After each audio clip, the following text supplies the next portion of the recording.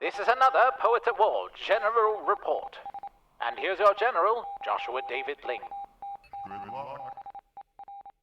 Hey everybody, what's good? It's Joshua David Ling. Me, words saying my whole name again. That's kind of silly.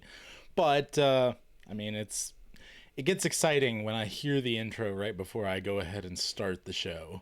Kind of just gets me hyped, the goofy narrator guy. This is Poets at War. Addressing the elephant in the room, for those listening, you'll have no clue what I'm talking about, but visually, the sides of the beard are gone. I have cut my beard into a long goatee.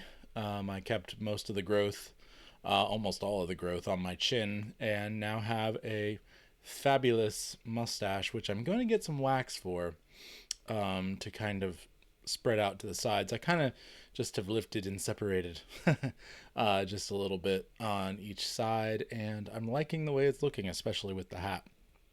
So that's just it's a nothing. So I changed up the look a little bit. It's summer.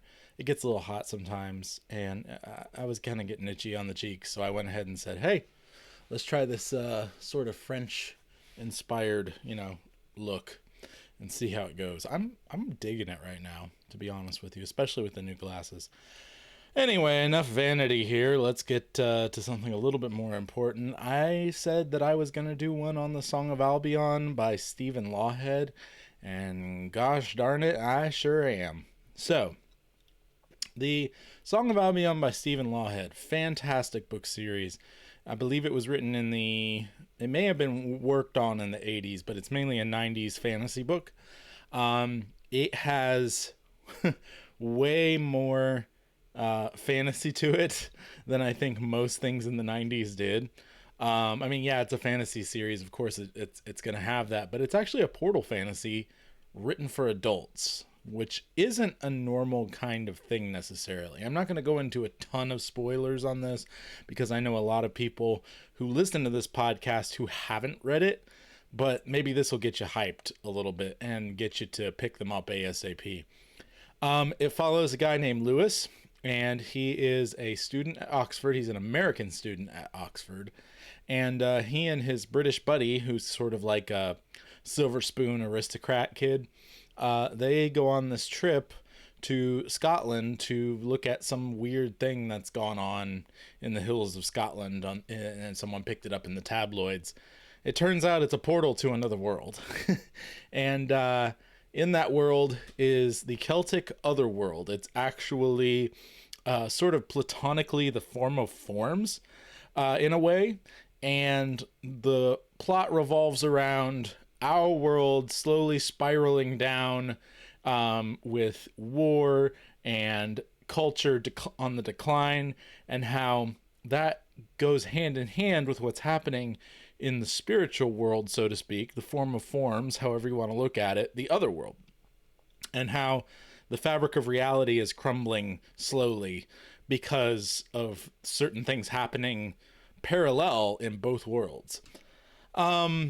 It's a very, very fun and interesting story, and it's actually mostly a summary of Celtic mythology. There's so many beautiful homages to Irish mythology and Welsh mythology, and things of that nature, and it's just an absolutely delightful journey. One of the biggest things that it had an impact on me, though, is this idea of kingship. I did not really have much of an idea of kingship, being American, being separated from Britain. I didn't have this understanding of authority as it was given by God to the state. There was a little bit of that with Rushdoony, one of the people that I was brought up on as far as a theological basis. But it wasn't, how do I put it? It wasn't fleshed out very far at all. The Song of Albion trilogy really inspired me to do some digging, and found some really interesting stuff about St. Patrick and the High King of Ireland, and how he used the office of the High King of Ireland itself to kind of convince a lot of the people in Ireland that they needed a savior, and that they needed a hero better than what they were getting in their own high kings. and that Jesus actually fulfills the role of High King of Ireland. Now, he does this in many other different countries and cultures and everything else. I would argue every single one, personally. But this whole concept of the Airdrie, the High King, is just a fantastic thing that is looked into very much in depth in the book, and how it parallels Jesus and what he has done for the world. And it's really subtle.